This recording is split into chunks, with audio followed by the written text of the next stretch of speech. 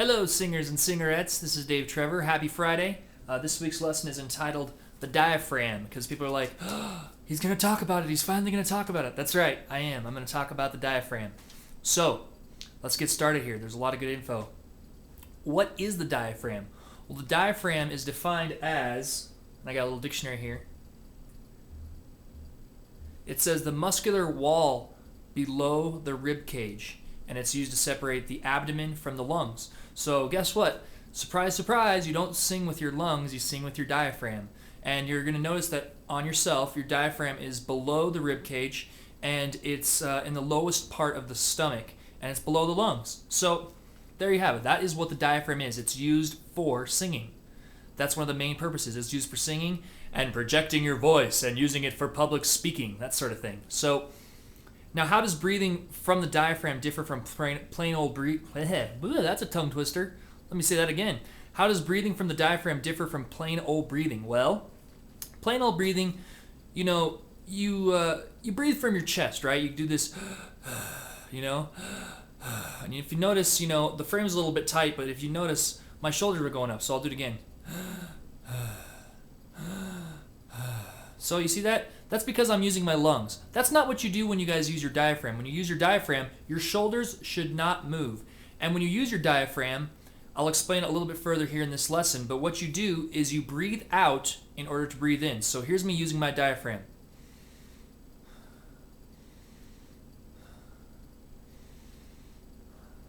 Now notice I did 3 breaths, but you didn't really see my shoulders move very much. You might have seen my shirt move a little bit, but I'm not using my shoulders. Why? Because the shoulders have no place in breathing from the diaphragm. So I'll explain that more here in a second.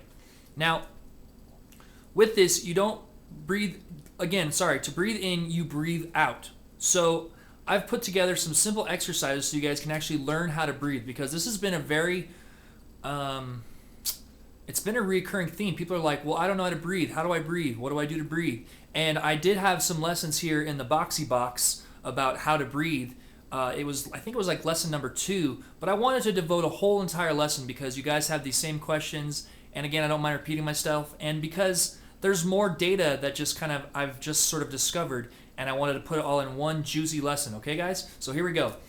So there's some simple exercises to learn how to breathe, and the first one is called ha ha ha ha ha, and you do it on the floor. And this is actually a really fun exercise. You do this with a group of people, and what you want to do is you want to get like 4 people together. And you want to have it so that when you're laying on your back, or rather that you'll have the 4 people laying on your back, but the trick to this is to have the 4 people laying on each other's stomachs. So say this is you, right? And then here's your stomach. You're going to want to have that person's head on your stomach. And then, so it's going to be like this, right? So then, is that right? See if I got this right. Right, so then you've got another person's stomach, and you're going to want to have their head on their stomach. And then on top of here, you're going to have another person's head on stomach. So, and if you need to draw out a diagram, it sounds a little more complicated, and you can definitely still do this with 2 people. You just want to alternate. But you want to practice laying on your back and then just laughing. But use it with your stomach. Just go ha ha ha ha ha ha ha ha. And you're going to notice that you're going to use your diaphragm. You're going to go ha ha ha ha ha. But when you use the diaphragm, you don't want to use your shoulders. That last one was a bad example because I used my shoulders. So it was like it's gonna look and sound like this. Ha ha ha ha ha ha ha ha ha ha ha ha. And you're gonna notice that the stomach is gonna move in and move out. And that is the first trick. It's fun. It's very, very basic. It was actually something that a fellow singer, a friend of mine, she suggested I do. It's kind of an older exercise, but at the same time, it will start to get the idea across of what breathing from the diaphragm sounds like. Okay, guys? Cool. The next one is called out on an S. So what I want you guys to do with this is to breathe in. And when you breathe in through the nose, and then lock it so it feels like you've got all this stuff behind here. Actually, you know what? I'm sorry. Sometimes I write these lessons so quickly because I'm just so excited to get the information to you that I realize I could have done this in a different way. So we're actually going to do that in a second because I want to actually explain to you how this breathing would work with this other exercise. This other exercise is called the dictionary/big book exercise. Now the reason I call it that is because this is a great way to understand what it feels like when you're breathing. And if you can do this when you're laying down, you can do this when you're standing up. It's really that simple. So the way to do it is to lie on your back. And I may do another video actually showing this as like a bonus video. I don't know. I need to figure it all out, and I'm still working on getting new editing software and a couple other things, so we'll just see. But in the meantime, this is how you do it. You would lay on your back, and you would put the biggest, heaviest book. The reason I call it the dictionary big book test is because have you ever seen very many big dictionaries that are not very big? Yes, dictionaries are big, so that's a perfect big book that everyone should have in their house. So you put the dictionary on top of your stomach, and when you breathe, you don't want to breathe from your shoulders. What you're going to do is you're going to just naturally breathe and move that dictionary up and down. And it's just going to, like, pretend this is your body. This is what the pretend this is my hand right here. You can barely see me. I'm trying to get around. This is what the diaphragm is going to be, okay? So your diaphragm would be doing this.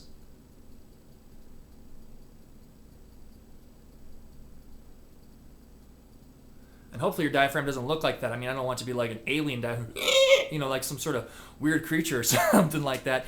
But the point I'm trying to get across is that your diaphragm should move up and down. Your body will pretty much stay still, and then you'll start to understand, oh, this is what breathing from the diaphragm is, because it'll feel like that. You'll just naturally breathe, because even when you sleep, believe it or not, you're using your diaphragm. You don't really use your lungs. Your lungs are there to carry the air through, but when you breathe from your diaphragm. Most people don't see this because when they watch like choirs and stuff like this, and I've talked about this in other lessons, again, there's a couple here in my box. I can't remember exactly which lessons they were, but they do this. Like, here, I'm going to back up a little bit so you guys can see what I'm doing here. But when they breathe, they do this.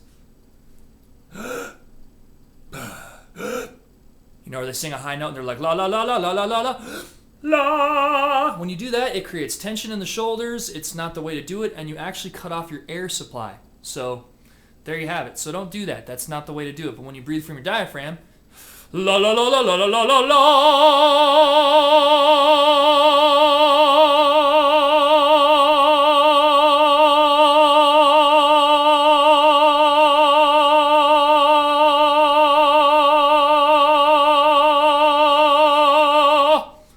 Wow, that was a long breath, huh, guys? That's because I'm using my diaphragm. That's the importance of the diaphragm. See, you can create power, you can create intensity, you can create show-offness. I don't even know if that's a word, but the point I'm trying to get across is look how much different in sound was with the diaphragm than with instead using your shoulders. So there you have it. Okay, so now that I've explained the dictionary test and how the idea with the diaphragm, is how you're supposed to lift up and lift down, and lift up and lift down. And you'll notice it as soon as you put the dictionary on. You're going to have to breathe. People have to breathe, but people don't realize they breathe from the diaphragm. So when you get that, you're going to understand what I'm talking about. So when you breathe in, your stomach goes out. So with that being said, this next exercise is called out on an S. And out on an S sounds like this. You're going to breathe in from the nose. And when you breathe in from the nose, so I have to take a breath here. When you breathe in from the nose, it's going to push the diaphragm out, which means that you're putting air into the diaphragm. So it's going to look like this. And then you're going to go out on an S-type sound. It's going to be like type sound like that. Think of it almost like a leaky tire. So it's going to look and it's going to sound like this.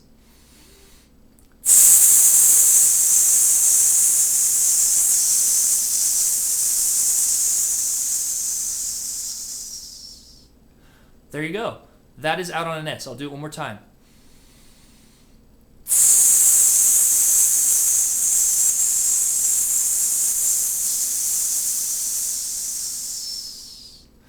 Out on an S. You use that with the diaphragm. There's some other warm-ups that I've heard that can engage with your diaphragm, but we're going to talk about that more in the next lesson just because those ones are not just specific for the diaphragm. These two ones here, the dictionary test and out on an S, are very tailored and very specific to breathing from the diaphragm. So there you have it. The thing is with the diaphragm that I've noticed is that people try to complicate it. They try to make it too much more than it is. And again, with singing, what I've noticed is it's lots of little baby steps. It's not one big, incredibly hard step. It's tons and tons and tons of little things, knowing about how to breathe from the diaphragm, how to control your power, how to stay on pitch, how to increase one's range, how to practice correctly. I mean, those right there, those are the basics, but if you do those, lots of times, learning how to sing is really, really quite simple. It's dedication and it's work and it's practice for sure. But yeah, there you have it. So yeah, I hope you guys learned something from that. Okay, moving right along. There's a thing I wanted to bring up with notes. Check my time. Good. Notes on breathing. What I've noticed with people when they're talking about breathing from the diaphragm is that they use so many different terms for breathing from the diaphragm. You're going to hear it be called breath control. Basically, guys, I'm giving you the insider secret. Breath control is the same thing as breathing correctly from the diaphragm. The other one you're going to be hearing it called is support. Support is breathing correctly from the diaphragm and maintaining that particular breath and that particular power. So that is support. So support again is breathing correctly from the diaphragm. The next one is called engage the diaphragm. So you're going to see professional singers or you're going to see other people on YouTube talking about this and they're going to say, go ahead, really engage that diaphragm. What they're saying is put that breath into that diaphragm and again, breathe correctly from the diaphragm. Okay. And the last one is push it out. Push out that breath. You're going to hear people say that sort of thing. And what does it mean again? Yep, you guys guessed it. Breathe correctly from the diaphragm. So all four of those are notes on breathing, and the reason I wanted to bring those particular four up is I don't try to put any sort of fancy spins on words and stuff like that, but you're going to find lots of lessons out there that make this sound way more complicated than it actually is. But all it means is breathing correctly from the diaphragm. That's it. That's all it means. And moving right along into it, this actually gets into the question of the week perfectly. So the question of the week comes from Carlito Carlite. I think I got it right. He's been leaving me lots of comments. Thanks again, Carlito Carlite. I really appreciate all the comments and questions. Thanks for being a fan. I really appreciate it. So his question that he asked was this. So he left me a couple comments, but then he said this. He said, hey, it's me again. I'm still catching up with your previous lessons, and now I just realized that in lesson 2, you're already talking about not picking up your shoulders. I would still be happy if you would say something more on that subject. For example, can you tell me if you can actually feel the diaphragm? Can you feel using it? How do you become aware that you are using it? I mean, I can do an exercise with a dictionary, but still when I stand up, I'm not sure if I breathe properly. Good. That's a great question. Thanks again for the question, Carlito Carlite. I really appreciate it. So this is like a 3-parter, I guess, but it's perfect because, again, guys, what are we talking about? We're talking about the diaphragm. So the point that we need to discuss is how do I know if I'm using it correctly? When you're using the diaphragm correctly, you should feel it.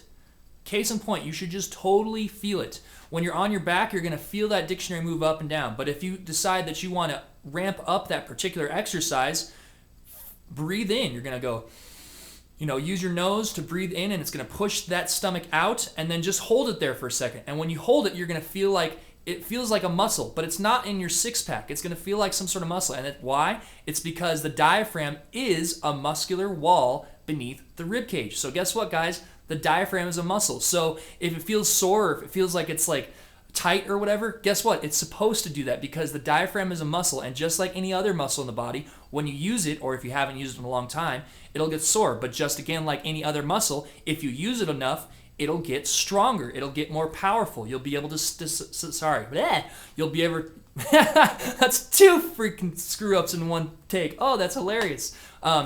You'll be able to sustain yourself better.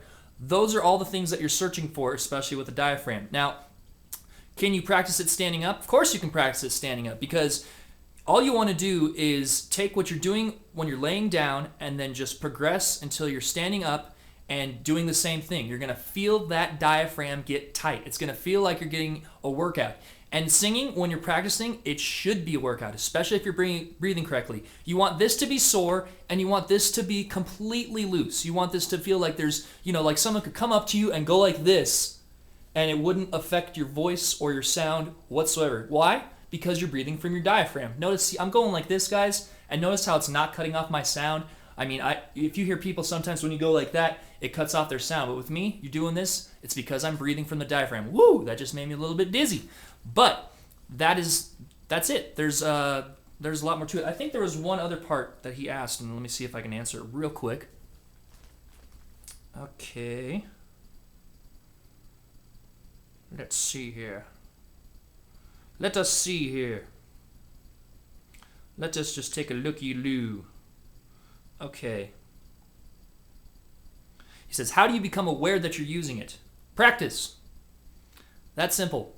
You have to realize that it is a muscle, that you're going to be engaging it, and that it does move. It moves, it contracts, it gets tight, and yeah, you have to relax it once in a while. So there you go. That's how you would do it. I hope that answers your question. I'm pretty sure it did. I feel like I probably answered it before, but if I didn't, and you guys think again that I'm missing anything, go ahead and leave me one in the comment section below. Also, since we now just asked that particular question, I was going to say,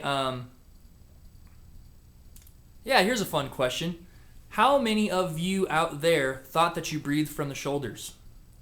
Because that'll be a very interesting response to that, because people really do think that you breathe from the shoulders, and you don't. So there you have it. That's the diaphragm. That's the question. So go ahead and leave me the answer to that particular question in the comment section below. Okay, guys? Awesome. So the next lesson I'm really stoked about, because I've been getting requests for this one too. It's going to be the big warm-up lesson. We're going to do warm-ups for the girls. We're going to do warm-ups for the boys. We're going to do warm-ups for the singers and the non-singers, and a whole lot more. So I'm super stoked. That's going to be next Friday. So yeah, there you guys have it. Also, real quick update. I wanted to let you guys know that I plan to do a couple more channels down the road. I'm thinking of doing a vlogging channel, and I'm definitely going to do a gaming channel. So stay tuned to that. I'm not sure as the timeline, like I don't know if it's going to be the next couple months or the next 5 months or whatever, but I just wanted to put it out there and let you guys know. And also, along with that, I am on Twitter. You can find me in the description box below, and I am on Facebook. Feel free to like on that as well. And I'm currently working on my website. It should be getting more progress done on that in the next couple of weeks. I have a friend who said he'd help me out, so I'm so excited. And, you know, that'll be really, really cool. So, yeah, that's it. If you guys haven't already, subscribe. You got the big yellow button up top, big yellow button at the bottom, and I will talk to you guys later. Take care.